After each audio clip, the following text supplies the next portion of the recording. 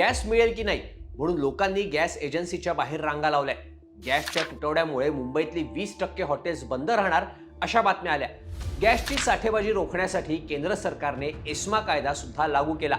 आपण घरगुती गॅसला जास्त प्राधान्य देणार असल्याचंही सरकारनं सांगितलं। या सगळ्यामुळे सोशल मीडियावर वेगवेगळे दावे सुरू झाले।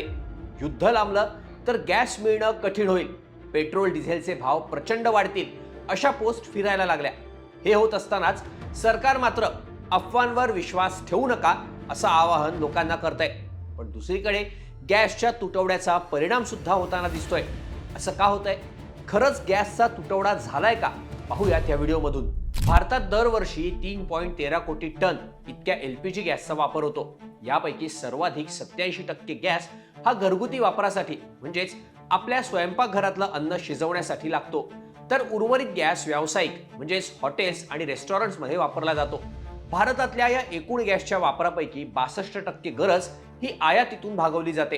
भारतातील गॅसच्या एकूण गरजेपैकी 85 ते 90% वाटा हा सौदी अरब सारख्या आखाती देशांमधून येणाऱ्या आयातीचा आहे। पण इराणने हॉर्मुझची सामुद्रधुनी बंद करण्याचा निर्णय घेतला।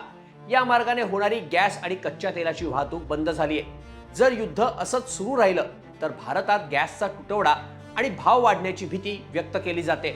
सरकारकडून घरगुती गॅसची किंमत 60 रुपयांनी आणि कमर्शियल गॅसची किंमत 115 रुपयांनी वाढवण्यात आली। याचबरोबर नवीन गॅस सिलेंडर बुक करण्यासाठी असलेला मिनिमम वेटिंग पिरियड सुद्धा आधी 15 दिवसांवरून 21 दिवसांवर आणि नंतर 21 दिवसांवरून 25 दिवसांवर करण्यात आला। कोणीही गॅसची साठेबाजी करू नये म्हणून हा निर्णय घेण्यात आल्याचं सरकारकडून सांगण्यात आलं।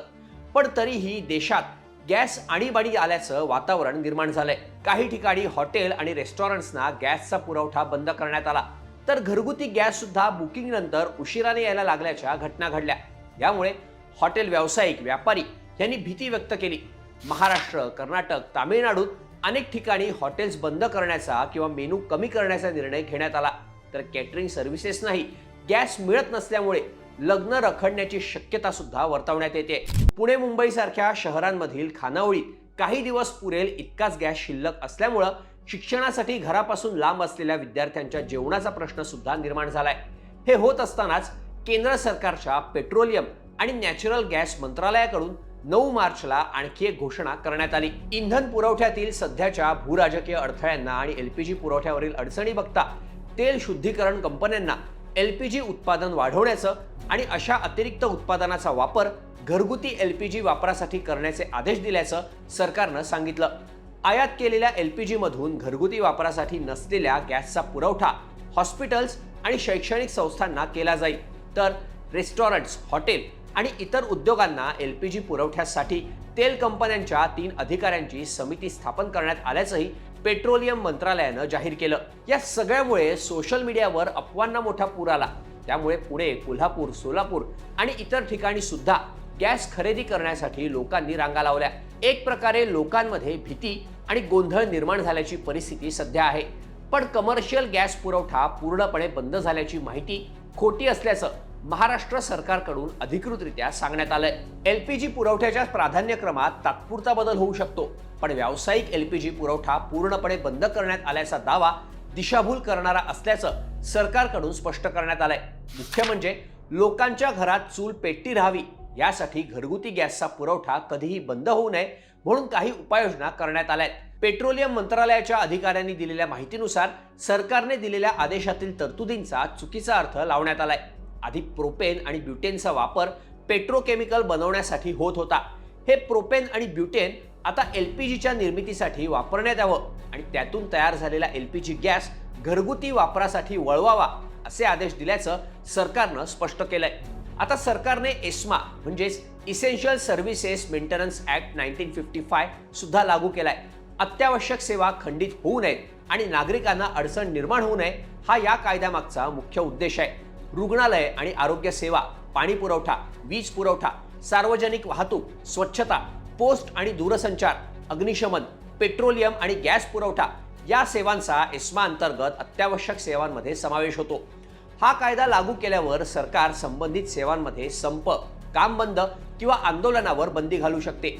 एकूणच कर्मचाऱ्यांनी काम बंद केल्यामुळे अत्यावश्यक सेवांच्या मागणी आणि पुरवठा साखळीवर परिणाम होऊ नये वस्तूंची साठेबाजी आणि काळाबाजार होऊ नये म्हणून एस्मा लागू करण्यात आलाय. या कायद्यामुळे सरकारला कोणत्याही वस्तूचा पुरवठा आणि वितरण नियंत्रित करण्याचे आपत्कालीन अधिकार मिळतात. एस्मा कायद्यानुसार आता देशात गॅसच्या पुरवठ्यासाठी प्राधान्यक्रम ठरवण्यात आलाय.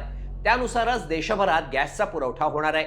यामध्ये पहिलं प्राधान्य हे घरगुती स्वयंपाकाचा गॅस, वाहनांसाठी लागणारं CNG हे पूर्ण 100% क्षमतेनं पुरवले जातील.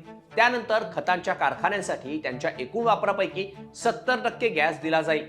त्यानंतर चहा उद्योग आणि इतर इंडस्ट्रीयल उद्योगांना त्यांच्या वापराच्या 80% गॅस, तर औद्योगिक, व्यावसायिक आणि हॉटेल इंडस्ट्रीला गॅस पुरवठा करणाऱ्या सगळ्या शहर गॅस वितरण संस्थांना प्राधान्य यादीत 4थ्या क्रमांकावर ठेवण्यात आलंय. त्यांनी त्यांच्या ग्राहकांना गेल्या 6 महिन्यांच्या सरासरी गॅस वापराच्या 80% गॅस देण्याची परवानगी देण्यात आली आहे. एस्मा कायद्यांतर्गत देण्यात आलेल्या या प्राधान्यक्रमानुसार गॅसचा पुरवठा हा नियमित सुरू राहील असं सरकारने सांगितलंय. त्यामुळे नागरिकांनी पॅनिक होण्याची गरज नाही असं आवाहन सरकारने केलंय.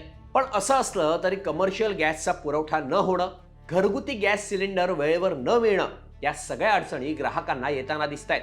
त्यामुळे सोशल मीडियावर अफवाचा पाऊस पडत असला तरी जे प्रत्यक्षात दिसतंय ते नाकारून चालणार नाही.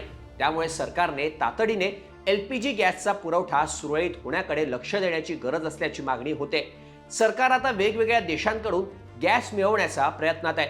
त्यामुळे घाबरून जाण्याची गरज नसल्याचं आवाहन केलं जात आहे. अफवांपासून वाचण्यासाठी आणि इतरांना वाचवण्यासाठी ही माहिती जास्तीत जास्त लोकांना शेअर करा आणि अशाच माहितीपूर्ण व्हिडिओसाठी HBT मराठीला सबस्क्राईब करायला विसरू नका.